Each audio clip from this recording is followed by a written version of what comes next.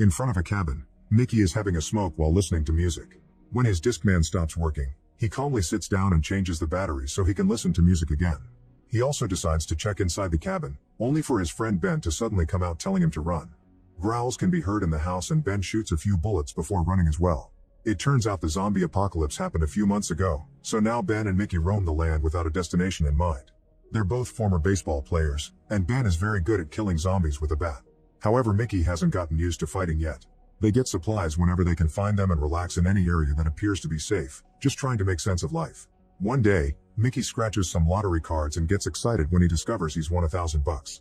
However, Ben kills his happiness by pointing out that the lottery doesn't exist anymore, and asks to play catch instead. Mickey isn't very enthusiastic, but Ben convinces him by reminding him that they're supposed to love baseball. The journey continues and the duo finds another cabin in the woods. Ben goes inside first and checks that it's empty before they finally relax. Since there's nothing useful in the house, Ben decides to go fishing to catch something for dinner. Mickey continues to be apathetic and pulls out all the canned fish they have in their bags, so Ben tells him to start a fire. However, Mickey puts on his headphones and walks away. Later, Mickey finds the bodies of a few zombies that Ben just killed and freaks out because he remembers Ben saying that there wouldn't be zombies in the woods.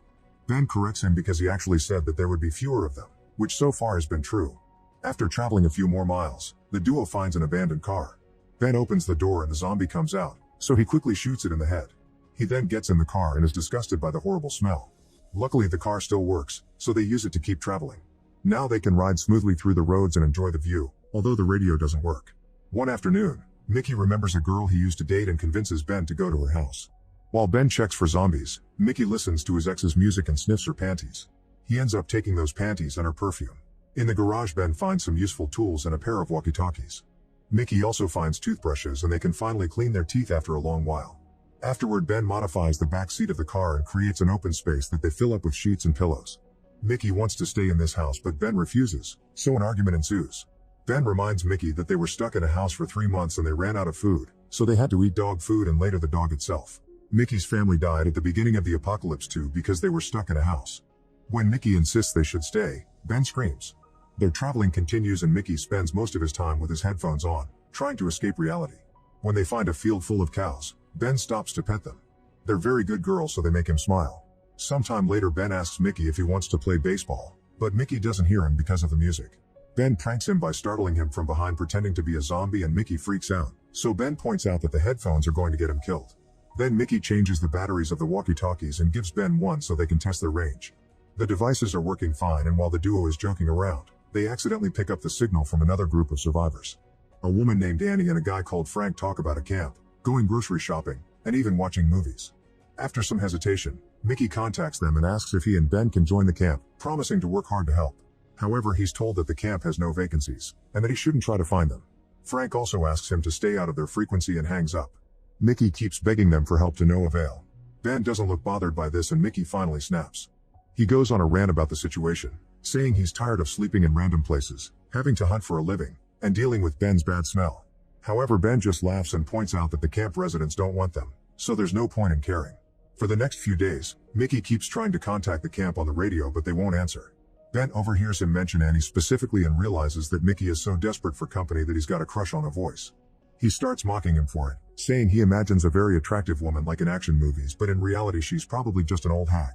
Mickey insults Ben by saying he's the only person he knows who gains weight during the apocalypse, but Ben isn't offended and says that he's the only person Mickey knows, period. Later, the duo stops at a motel and Ben waits in the car while Mickey insists on checking the rooms in case of survivors. Just like Ben predicted, one of the rooms is full of zombies, so he has to go out to fight them while Mickey hides as usual. Mickey also complains, saying they could just leave and that Ben doesn't have to kill every zombie they come across. An argument ensues and Ben dares Mickey to fight the zombies himself, reminding him that they killed his family. Since Mickey is still scared and doesn't move, Ben has to do all the work again. In the forest, Ben finds a waterfall and screams in excitement because he can finally have a shower. Mickey is sleeping in the car and is suddenly startled awake by a zombie appearing at the window. At first he yells for help and grabs the walkie-talkie, hoping to contact Ben.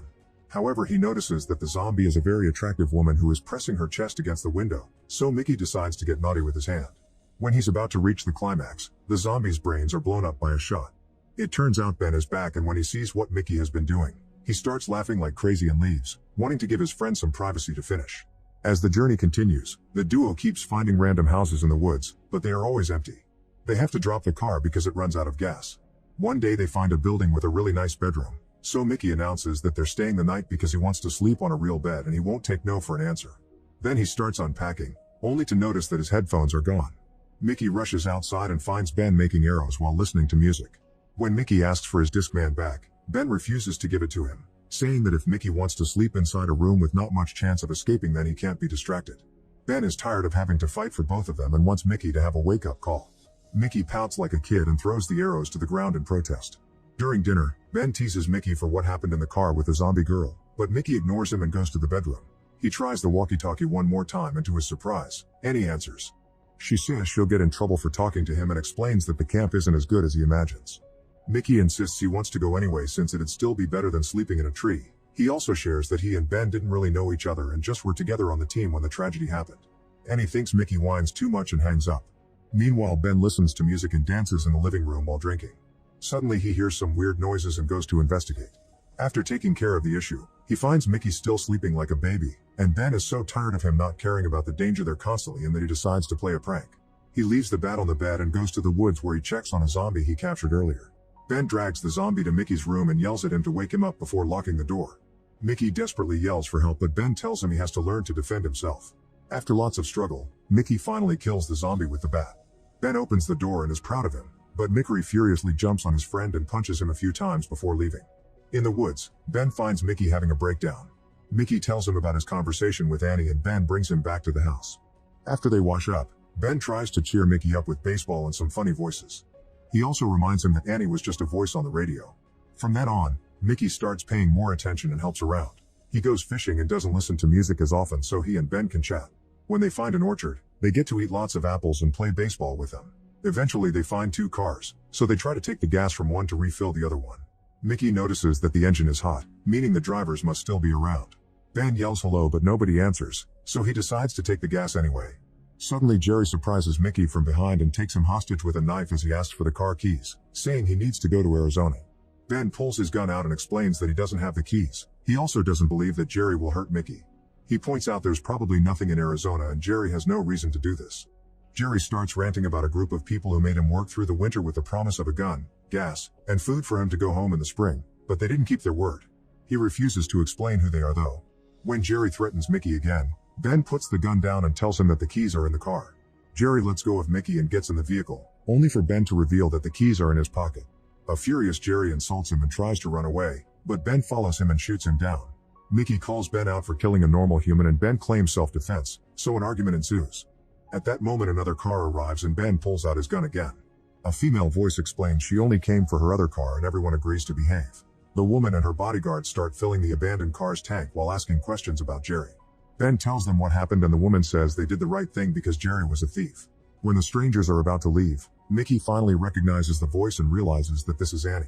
She responds by shooting Ben in the leg and scolding Mickey for not letting the matter go. She takes Ben's keys and throws them in the middle of the field so they can't follow them, and she says that if she sees them again, she'll kill them both. After Annie and her bodyguard leave, Mickey looks for the keys to no avail. Ben can't help because of his wounded leg and tells him to rest for now since it's getting dark. In the middle of the night, the boys are awakened by a weird noise. They turn on the lights and discover a horde of zombies approaching their car. Mickey wants to run away and leaves the car, but Ben can't move because of his leg, so Mickey is forced to go back. The next morning, the guys are still trapped in the car because the zombies are surrounding them. Mickey tries to cope by listening to music, but it isn't enough to cover the noise. Ben opens the sunroof and fires his gun, but he can't kill enough zombies to scare them and has to close the sunroof quickly before the creatures reach inside. Then Mickey insists they should hotwire the car, but Ben points out they've already tried and failed because it's not as easy as movies make it look. Another argument begins and Ben blames Mickey for the situation, since he triggered Annie into shooting him. Several days pass but the zombies never leave. Their growling noises are driving the duo crazy and they put up some sheets to cover the windows to at least avoid the ugly faces. When they run out of water, they start saving the liquid from their canned tuna. With no hope for the future, they decide to get drunk and play road games. Eventually the duo decides that since Mickey got them in this mess, he should go out and find the keys. Choosing to be brave for once, Mickey climbs out of the car through the sunroof and goes to the field to search for the keys. For the next few moments, Ben can do nothing but smoke and wait. Eventually he hears Mickey yelling his name, so Ben quickly opens the sunroof for his friend. Unfortunately Mickey reveals that he's been bitten, and both men have a breakdown. Mickey admits he's scared and wonders what to do, but Ben just pulls out his gun and asks him to leave the car. When Mickey refuses to move because he wants a chance, Ben shoots to kill him and yells in grief. Afterward, Ben sends a message to Annie, blaming her for Mickey's death and promising to kill her if he ever finds her. He keeps surviving inside the car for several days and finds it ironic how he went from being stuck in a house for 3 months only to now being stuck in a vehicle. Eventually he gets tired of living like this and decides it's time to try to survive outside again. He puts on Mickey's headphones